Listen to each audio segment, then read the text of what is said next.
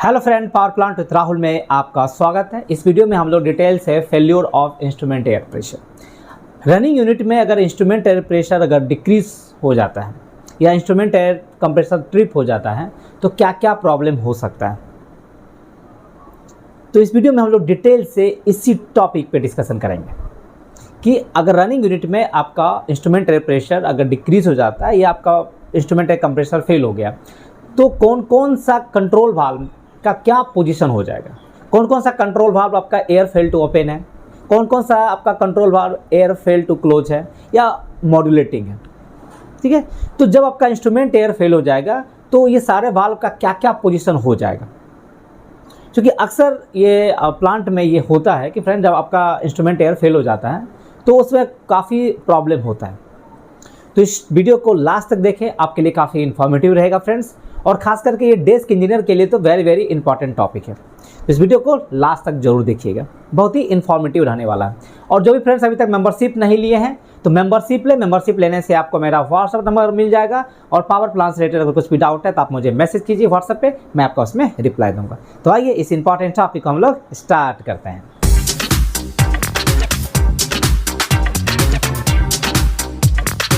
Power plant में generally आपका 3 instrument air compressor रहता है। इंस्ट्रूमेंट एयर टोटल आपका 3 रहता है, जिसमें कि आपका 2 रनिंग कंडीशन में रहता है और एक आपका स्टैंड बाय कंडीशन में रहता है।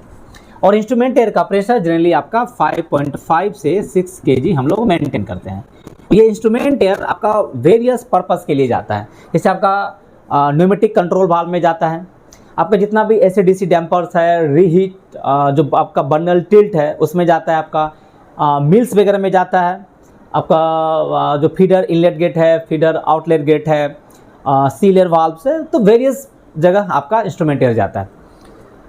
ठीक है, तो इंस्ट्रूमेंट एयर का प्रेशर जनरली हम लोग 5.5 से 6 kg के आसपास मेंटेन करते हैं। किसी कारण से अगर इंस्ट्रूमेंट का प्रेशर तो आपका कंट्रोल वाल्व में क्या क्या प्रॉब्लम होता है। जनरली फ्रेंड्स हम लोग न्यूमेटिक वाल्व्स जो है वो 3 टाइप्स का जनरली हम लोग हैं। तो depending upon the actuator position, ठीक है, आपका वाल्व्स जो होता है वो एयर टू क्लोज है होता है, आपका एयर टू ओपन होता है और एक आपका मॉड्यूलेटिंग होता है, मॉड्यूलेटिंग टाइप होता है। ठीक है, जैसे आपका एयर फेल टू क्लोज मतलब क्या समझते हैं friend. Air fail to close क्या होता है कि आपका एयर से उस वाल्व को हम लोग क्लोज किए हुए हैं। आपका जो न्यूमेटिक वाल्व है वो एयर प्रेशर से आपका क्लोज रहता है। ठीक है, एयर टू ओपन मतलब क्या होता है, जैसे आपका वैक्यूम ब्रेकर वगैरह है, आपका एयर टू ओपन मतलब एयर प्रेशर चाहिए उसको ओपन करने के लिए वाल्व को। ठीक है, और एक आपका मॉड्यूलेटिंग टाइप होता है जिसको हम लोग कंट्रोल करते हैं 10%, 20%, 30%, जितना एज पर द रिक्वायरमेंट हम इसको कंट्रोल करते हैं। ठीक है, तो मॉड्यूलेटिंग टाइप का होता है। तो जनरली हम लोग बेसिकली 3 टाइप का कंट्रोल वाल्व्स न्यूमेटिक वाल्व्स पढ़ते हैं। खास करके देखिए फ्रेंड, आपका एयर फेल टू क्लोज का मतलब क्या होता है कि आपको इंस्ट्रूमेंट एयर चाहिए इस वाल्व को क्लोज करने के लिए। अब अगर आपका इंस्ट्रूमेंट एयर आपका फेल हो जाता है तो ये एयर क्या होगा, ये वाल्व जहां भी आपका एयर टू क्लोज वाल्व है ये वाल्व आपका एयर फेल से ओपन हो जाएगा। मैं बाद में सबका ड्राइंग बताऊंगा कि किस प्रकार से आपका एयर टू क्लोज होता है, एयर टू ओपन होता है, कैसा उसका अरेंजमेंट रहता है। तो अगर जो भी pneumatic valves air to close है मतलब एयर से उसको क्लोज किया हुआ है, अगर एयर प्रेशर कम हो जाता है, उसका थ्रेशोल्ड लिमिट से अगर वैल्यू कम हो जाता है तो ये कंट्रोल वाल्व, ये आपका वाल्व जो होता है वो ओपन हो जाएगा। अगर एयर टू ओपन है तो एयर चाहिए उसको ओपन करने के लिए, अगर इसका एयर प्रेशर डिक्रीज हो जाता है तो ये वाल्व आपका एयर फेल टू क्लोज हो जाएगा, इस तरह के वाल्व में। और मॉड्यूलेटिंग वाल्व जहां पे हम इसको कंट्रोल करते हैं, तो जनरली इस टाइप के वाल्व में फ्रेंड आपका एयर लॉक सिस्टम लगा रहता है और कहीं कहीं आपका एयर लॉक सिस्टम नहीं रहता, मैक्सिमम जगह आपका एयर लॉक सिस्टम रहता है। तो इस तरह का मॉड्यूलेटिंग वाल्व में भी प्रोविजन रहता है कि ये आइदर ये इसका भी फेल सेफ पोजीशन होता है, ये आइदर आपका फुल ओपन हो जाएगा या आपका फुल क्लोज हो जाता है। मॉड्यूलेटिंग वाल्व का भी आपका रहता है, अगर एयर फेल हो जाता है तो एयर लॉक उसको कुछ देर तक उसको उसी पोजीशन पे होल्ड करने का कोशिश करता है। बट प्रैक्टिकल केस में क्या होता है कि एयर लॉक धीरे धीरे एयर को प्रेशर को होल्डिंग बंद कर देता है। आपका कहीं ना कहीं आपका जैसे डायफ्राम साइड में लीकेज हो या आपका एयर लॉक साइड में अगर लीकेज रहता है तो धीरे धीरे एयर प्रेशर आपका डिक्रीज होता है। हाँ, abrupt operation of the control valve को ये रोकता है, बट धीरे धीरे क्या होता है आपका एयर प्रेशर डिक्रीज होने से either modulating valve full open की तरफ जाएगा या आपका फुल क्लोज की तरफ जाता है।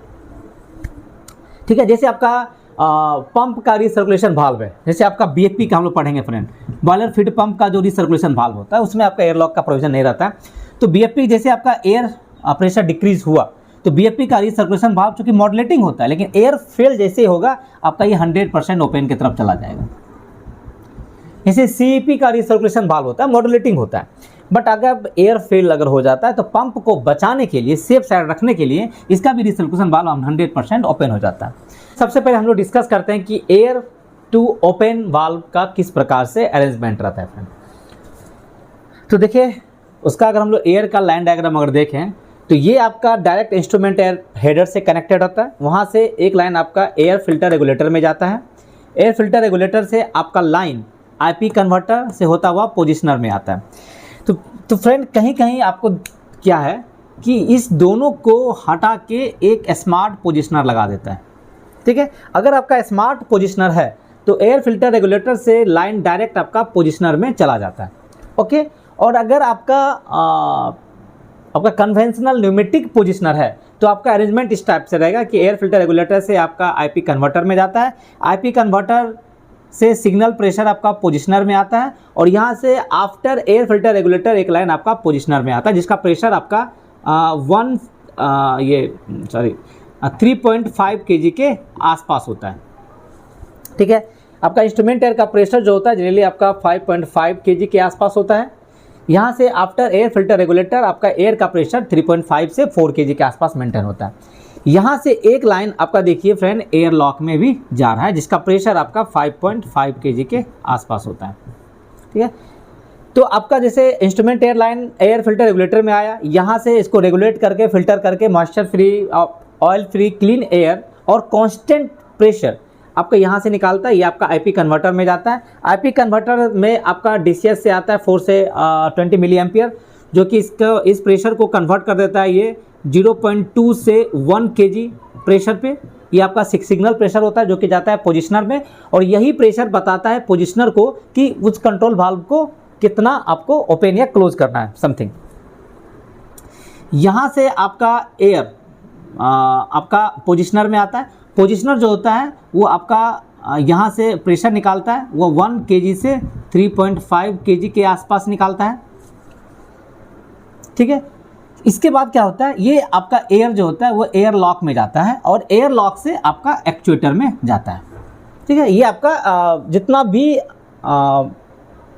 न्यूमेटिक वाल्व है सबका अरेंजमेंट इसी प्रकार से रहता है। अगर आपका एक्चुएटर के ये आपका एयर टू ओपन है तो आपका ये लाइन जो होता है वो एक्चुएटर डायफ्राम के बॉटम में कनेक्टेड रहेगा।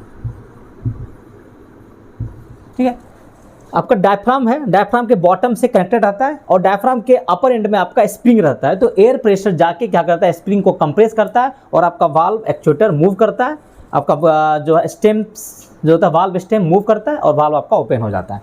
ठीक है, अगर आपका एयर फेल हो जाता है तो जो आपका एयर प्रेशर वाल्व को ओपन करके रखे हुए था नीचे से आपका एयर प्रेशर आपका कम हो जाता है।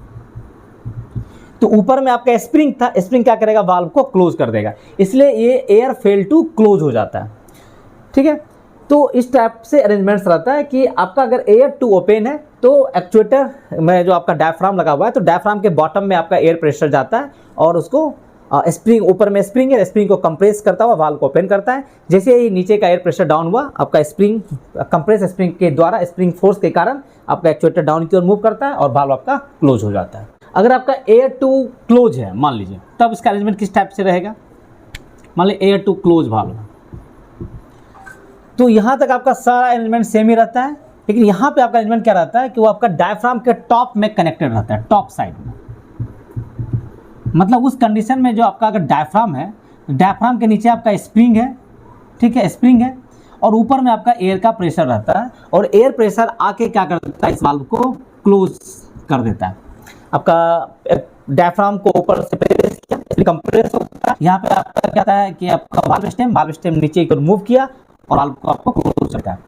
ठीक है, तो एयर टू ओपन रहेगा तो एक्चुएटर के आपका बॉटम साइड में कनेक्टेड रहता है, एयर टू क्लोज है तो एक्चुएटर के टॉप साइड में आपका कनेक्टेड रहता है। जनरली फ्रेंड आपका वाल्व में आपका अरेंजमेंट क्या है, AFR एयर फिल्टर रेगुलेटर, उसके बाद पोजिशनर, उसके बाद आपका एक्चुएटर में एयर होता है। जब आपका आफ्टर पोजिशनर एयर लाइन अगर बॉटम में कनेक्टेड है, डायफ्राम के बॉटम में कनेक्टेड है, तो आपका एयर टू ओपन होगा, और अगर टॉप साइड में कनेक्टेड है अगर एयर लाइन ये, तो ये आपका एयर टू क्लोज होता है। मीन्स ये आपका सिंगल एक्टिंग पोजिशनर होता है, सिंगल एक्टिंग वाल्व होता है। और इसमें क्या होता है कि इसमें डायफ्राम, जो आप डायफ्राम देखते हैं फ्रेंड, डायफ्राम में आपका एक साइड आपका एयर लाइन होता है, दूसरे साइड इसका स्प्रिंग रहता है, और इसके मदद से आपका एयर प्रेशर और स्प्रिंग फोर्स के इक्विलिब्रियम पोजीशन पे ये वाल्व ये वर्क करता है। तो जैसे मान लीजिए कि एयर टू ओपन है, तो एयर टू ओपन के लिए क्या होगा, आपका एयर लाइन डायफ्राम के बॉटम में कनेक्टेड है और टॉप साइड आपका स्प्रिंग है। जैसे आपका एयर आया, स्प्रिंग को कंप्रेस, वाल्व ओपन हो गया। और एयर टू क्लोज का मतलब क्या होता है कि पोजिशनर से जो एयर लाइन है वो एक्चुएटर डायफ्राम के टॉप साइड में आया, नीचे साइड इसका स्प्रिंग है, तो ऊपर का प्रेशर स्प्रिंग को कंप्रेस किया, आपका वाल्व क्लोज हो जाता है। तो जब मान लें कि एयर टू ओपन कंडीशन में है, तो उस कंडीशन में अगर एयर फेल होगा तो क्या होगा, मान लीजिए आपका बॉटम में एयर है, जैसे मान लीजिए कि आपका डायफ्राम है फ्रेंड,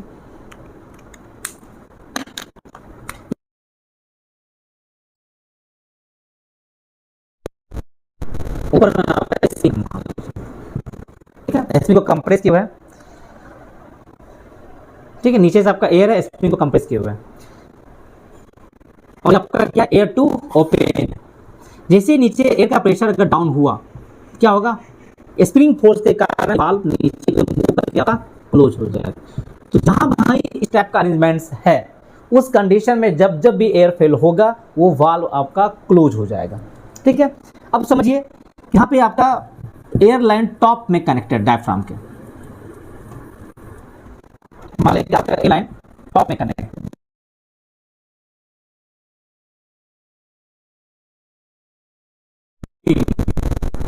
तो क्या होगा कि आपका एयर क्या करता है, स्प्रिंग को कंप्रेस करके रखे हुए है और वाल्व को अभी आपका क्लोज है। ठीक है, जैसे ये किसी कारण से अगर इंस्ट्रूमेंट प्रेशर अगर डिक्रीज हो जाता है, तो ये प्रेशर डायफ्राम के ऊपर का प्रेशर आपका कम हो जाएगा, और स्प्रिंग जो ये कंप्रेस स्प्रिंग क्या करेगा, उसको ऊपर की तरफ बाउंस बैक करेगा और वाल्व को आपको ओपन कर देगा। तो इस कंडीशन आपका वाल्व क्या होगा, ओपन हो जाएगा, एयर फील्ड टू ओपन है। तो इस टाइप का अरेंजमेंट आपका दिखेगा फ्रेंड, जहां पे आपका BCW पंप है, इसी टाइप का अरेंजमेंट दिखेगा, जहां पे आपको एयरलाइन जो है वो आपका टॉप में कनेक्टेड है, डायफ्राम के टॉप साइड में। जैसे आपका इंस्ट्रूमेंट एयर अगर फेल हो जाता है, तो उस कंडीशन में आपको क्या होगा कि ये BCW पंप का जो इमरजेंसी में जो इमरजेंसी कूलिंग लाइन में दिखेगा फ्रेंड, आपका SD19 SD20 रहता है, 19 आपका सप्लाई लाइन में और रिटर्न लाइन में आपका 20 रहता है। ये दोनों वाल्व जो होता है वो एयर फेल टू ओपन है। किसी कारण से मान लीजिए कि इंस्ट्रूमेंट एयर का प्रेशर डिक्रीज करता है या टोटल पावर फेल्योर होता है, तो ये वाल्व आपका ओपन हो जाएगा, और यहाँ से जो इमरजेंसी ओवरहेड टैंक से वाटर आएगा और मोटर कूलिंग, BCW का मोटर कूलिंग कर देगा, और रिटर्न में आपका एटमॉस्फेयर में हो जाता है। तो इस प्रकार इमरजेंसी कूलिंग में जो दोनों वाल्व है SD19 SD20, आपका एयर फेल टू ओपन है। आपका जैसे वैक्यूम ब्रेकर है, उसका क्या काम है फ्रेंड, वैक्यूम ब्रेकर जो है वो एयर फेल टू क्लोज है। उसमें क्या है कि आपका बॉटम साइड में आपका, ठीक है, जैसे ही आपका ऊपर साइड का एयर फेल हुआ सॉरी, तो स्प्रिंग फोर्स करके आपका वैक्यूम ब्रेकर आपका क्लोज हो जाता है। मतलब ओपन करने के लिए आपको एयर चाहिए, जब तक एयर नहीं रहेगा आपका वैक्यूम ब्रेकर ओपन नहीं होगा। लेकिन मान लीजिए किसी कारण से आपका एयर फेल हो जाता है, तो वो वैक्यूम ब्रेकर आपका क्लोज हो जाएगा, आप इसको फिर ओपन नहीं कर सकते हैं। मॉड्यूलेटिंग वाल्व के बारे में हम लोग पढ़ते हैं कि ये किस प्रकार से वर्क करता है। तो फ्रेंड मॉड्यूलेटिंग वाल्व भी आपका दो प्रकार का होता है, एक आपका सिंगल एक्टिंग होता है, एक आपका डबल एक्टिंग होता है। तो फर्स्ट हम लोग सिंगल एक्टिंग का देखते हैं। सिंगल एक्टिंग में क्या होता है कि आपका स्मार्ट पोजिशनर से आपका सिंगल एक्टिंग होता है, मतलब उसमें एयर लाइन जो होता है वो डायफ्राम के इधर टॉप साइड में कनेक्टेड रहता है या बॉटम साइड में रहता है, ठीक है। तो यहाँ पे देखते हैं अरेंजमेंट्स क्या रहता है कि आपका जैसे इंस्ट्रूमेंट एयर से लाइन आता है, वो एयर फिल्टर रेगुलेटर से होता है, वो स्मार्ट पोजिशनर में जाता है, स्मार्ट पोजिशनर से आपका एयर लॉक और एयर लॉक से आपका एक्चुएटर में आता है, और यहाँ से आपका बिफोर एयर फिल्टर रेगुलेटर एक लाइन आपका एयर लॉक में जाता है, यही इसको पाथ बनाता है, ठीक है। अगर इसका प्रेशर डाउन हो जाता है तो ये दोनों पाथ डिस्कनेक्ट हो जाता है और यहीं पे आपका एयर लॉक हो जाता है। तो अगर क्या होता है कि इसमें एयर लॉक से जो लाइन एक्चुएटर में जा रहा है डायफ्राम में, तो डायफ्राम में आपका बॉटम साइड में भी कनेक्ट हो सकता है या टॉप साइड में भी कनेक्ट होता है, जिसको हम लोग सिंगल एक्टिंग पोजिशनर कहते हैं और सिंगल एक्टिंग वाल्व होता है। मीन्स इसमें डायफ्राम के आइदर टॉप साइड में एयरलाइन कनेक्टेड रहता है या बॉटम साइड में कनेक्टेड रहता है।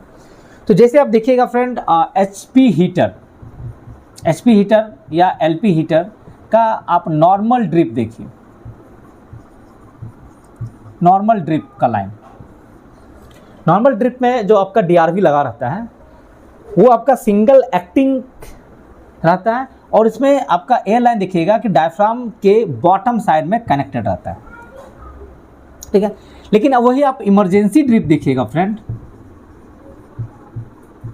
इमरजेंसी ड्रिप जो कि आपको एचपी ड्रेन फ्लश टैंक या एलपी ड्रेन फ्लश टैंक में कनेक्टेड रहता है, उसमें भी आपको सेम अरेंजमेंट्स रहेगा कि air filter regulator, smart positioner, air lock, और इसके बाद आपका जो एक्चुएटर में जाता है उसमें बॉटम साइड में कनेक्टेड रहता है, ये आपका टॉप में कनेक्टेड रहता है। मतलब एयर लाइन जो है वो एक्चुएटर के डायफ्राम के टॉप साइड में कनेक्टेड रहता है।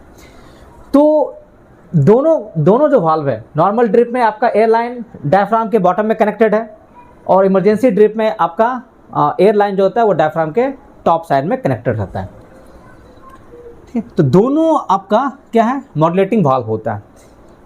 तो इस तरह से अरेंजमेंट को हम लोग सिंगल एक्टिंग कहते हैं। तो आपका इसमें कंट्रोल कैसे करता है, तो कंट्रोल करने का फ्रेंड बड़ा सिंपल तरीका है। मैंने पिछले वाले वीडियो में इसके बारे में मैं डिटेल डिस्कशन किया था, तो मैं आपको यहाँ पे ब्रीफली समझा देता हूँ।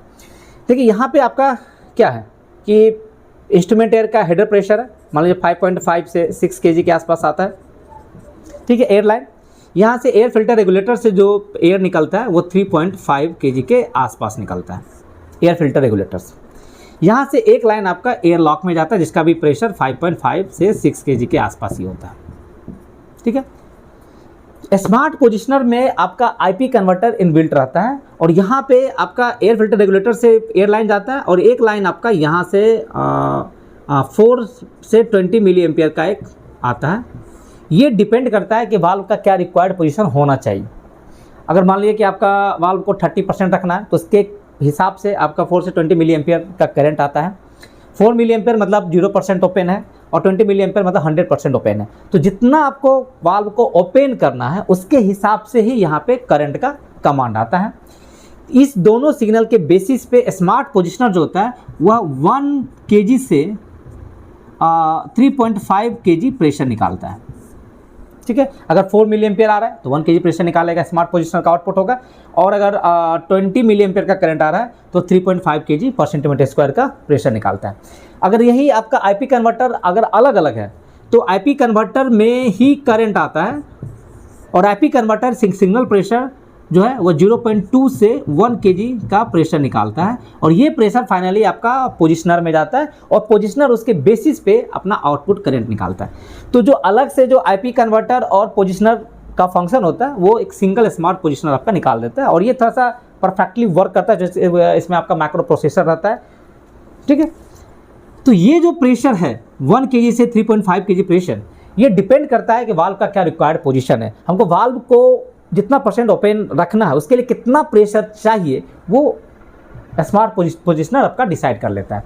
यहाँ से आपका एयर लॉक में एयर जाता है, एयर लॉक से एयर आपका एक्चुएटर में जाता है और चाहे वो टॉप साइड में जाए या बॉटम साइड में जाए, और अपना कंट्रोल वाल्व ओपन होता है। कंट्रोलिंग करने के लिए क्या है, मान लीजिए कि आपका वाल्व अभी 50% ओपन है, ठीक है, वाल्व मान लीजिए कि आपका 50% ओपन है, 50% ओपन है। अब आपको डिमांड आ रहा है कि भाई लेवल उसका डिक्रीज कर रहा है, इस वाल्व को आपको 40% आपको ओपन करना है, ठीक है। तो जब आपका 50% ओपन था तो यहां से 50% के हिसाब से आपका करंट कितना आ रहा होगा स्मार्ट पोजिशनर में, 12 milli ampere, okay. 12 milli ampere के हिसाब से आपका यहाँ पे जो प्रेशर आपको कितना निकाल रहा होगा, कि मान लीजिए कि 2.4 kS निकाल रहा था, कौन, स्मार्ट पोजिशनर। और ये थ्रू के अब मान लीजिए कि आपको 40% ओपन करना है, तो ये करंट जो था ये चेंज हो जाएगा। तो 40% के हिसाब से मान लीजिए कि आपका करंट आया, तो क्या होगा बताओ, तो यहां से प्रेशर जो था ये डिक्रीज हो जाएगा। ये प्रेशर मान लिया हो गया 2 kg का प्रेशर, 2 kg का प्रेशर हो गया। तो इससे क्या हुआ, जैसे 2 kg का प्रेशर आया तो अल्टीमेट जो आपका शुरू में जो एक्चुएटर जब 50% ओपन था वाल्व, तब प्रेशर आपका 2.4 था, तो ज़्यादा खुला हुआ था। जैसे ही आपका डिमांड आया कि नहीं 40% ओपन करना है, तो यहाँ से आपका ये करंट चेंज हुआ, वहाँ से आपका स्मार्ट पोजिशनर का जो आउटपुट प्रेशर था ये आपका चेंज हुआ। इससे आपका जो एक्चुएटर के डायफ्राम के बॉटम में जो प्रेशर था ये आपका डिक्रीज किया, और आपका क्या होता है स्प्रिंग फोर्स के कारण जो आपका ऊपर में तो स्प्रिंग कंप्रेस है, तो आपका क्या होगा, जैसे एयर का प्रेशर मान लीजिए कि आपका डायफ्राम है, डायफ्राम के नीचे का प्रेशर पहले 2.4 था, अब इसका प्रेशर घट के 2 kg हो गया, तो आपका डायफ्राम नीचे की ओर मूव करेगा, मूव करके आपका वाल्व को 40% ओपन कर देगा। तो इस प्रकार से आपका सिंगल एक्टिंग, चाहे वो टॉप साइड में कनेक्टेड हो या बॉटम साइड में कनेक्टेड हो, आपका कंट्रोल करता है।